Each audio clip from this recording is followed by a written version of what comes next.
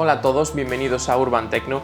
Soy Rubén Ulloa. Hoy vamos a hacer el análisis del Sony Xperia C5 Ultra Dual. Como podéis ver, un dispositivo bastante grande, bastante diferente a lo que estamos acostumbrados y que poco a poco veo que se están intentando imponer en el mercado terminales diferentes y este es uno de ellos.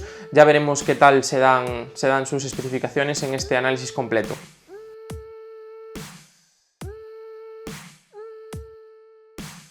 Lo primero que tenemos que hablar es del diseño. Lo cierto es que estamos delante de un terminal grande, son 6 pulgadas de tamaño y que tiene un pequeñito problema de diseño y es que es muy resbaladizo.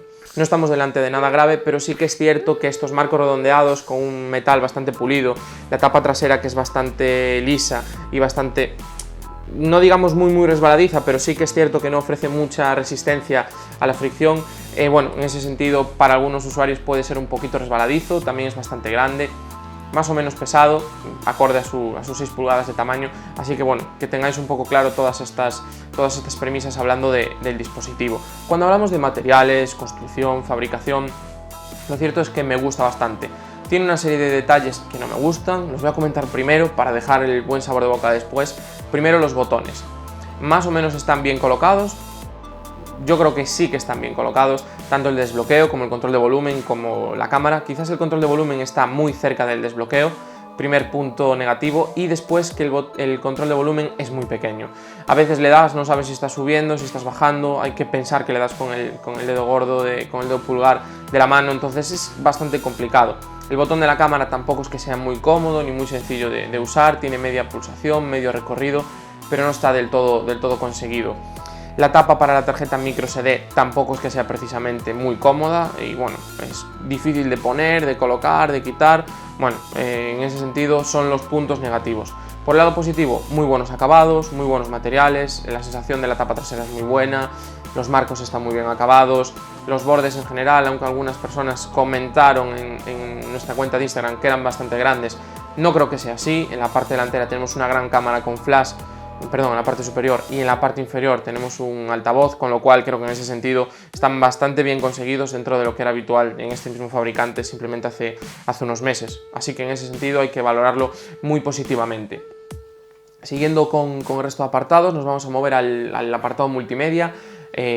Pantalla y sonido. Lo cierto es que la pantalla son 6 pulgadas, resolución Full HD, en ese sentido suficiente, IPS, con todas las tecnologías de Sony para mejora de visualización de vídeo y foto.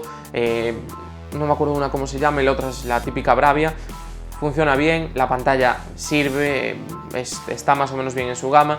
Para mi gusto le falta un poquito de color, es cierto que utilizo normalmente Super AMOLED, con lo cual cualquier cosa que no sea Super AMOLED le falta siempre un poquito de pureza en los negros, contraste, saturación.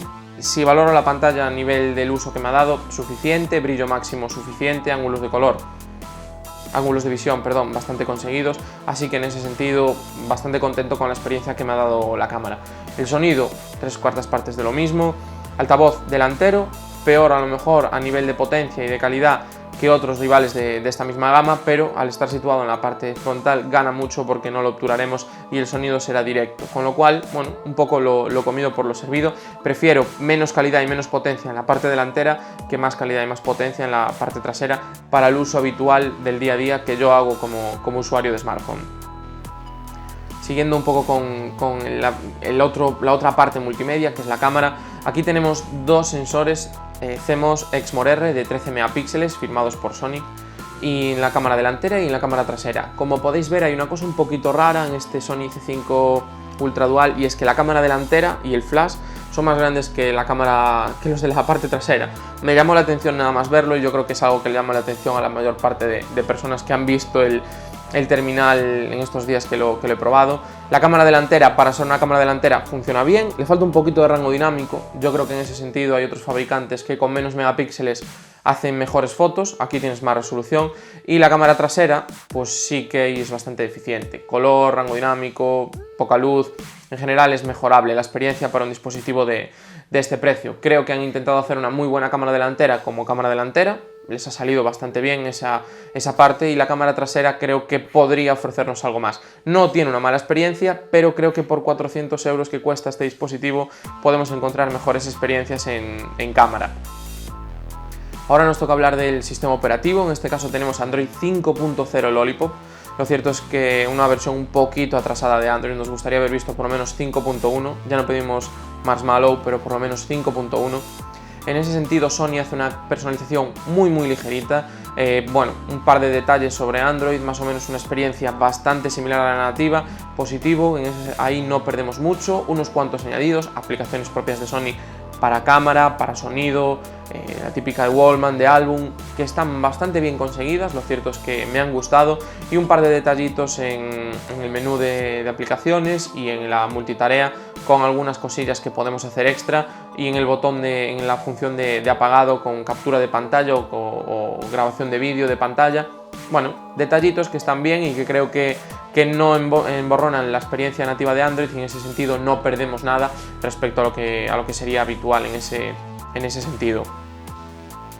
Para continuar nos toca hablar del rendimiento, batería, experiencia de uso, y yo creo que es donde más flojea el terminal. Lo cierto es que en el día a día pues abres una aplicación de correo, abres el navegador, abres Telegram, abres WhatsApp, no tienes mucho problema.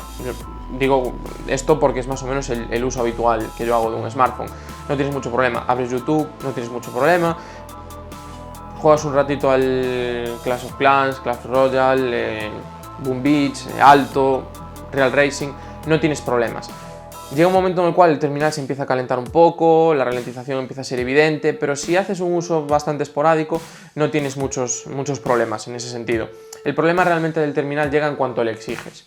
Que si te llega un email, que si tienes que contestarlo, pero tienes que mirar una cosa en internet, en el Chrome, pero tienes que contestarle a alguien por Telegram, es el uso que hago dentro de mi vida profesional, y lo cierto es que ahí el terminal se empieza a parar, se ralentiza. El otro día, incluso buscando en Chrome, abrí la barra de dirección y el terminal se quedó con la pantalla congelada y se apagó. O sea, me pasó una vez.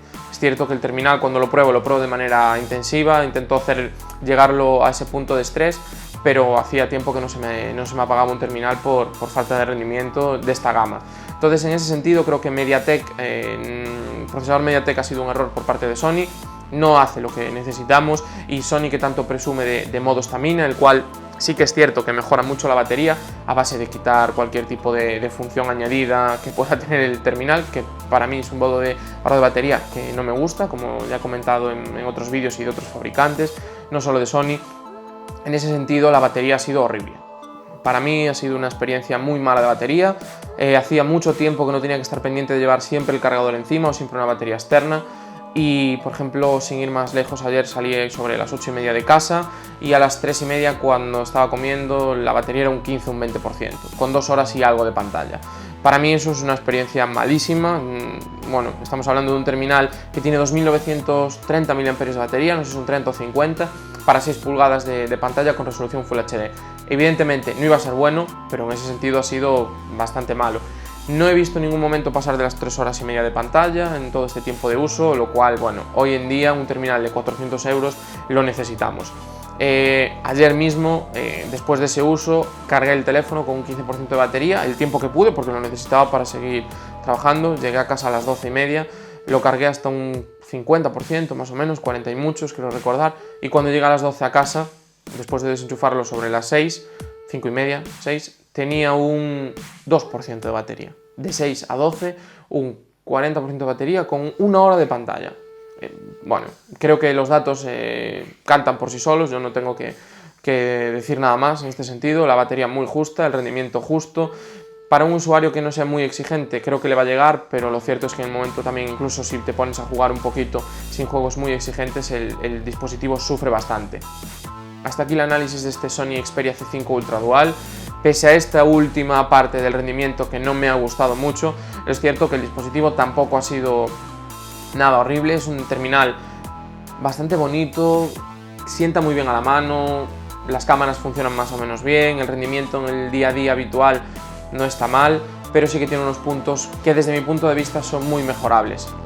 Hasta aquí el análisis, espero que os haya gustado, no olvidéis darle a me gusta, suscribiros y hasta el próximo vídeo.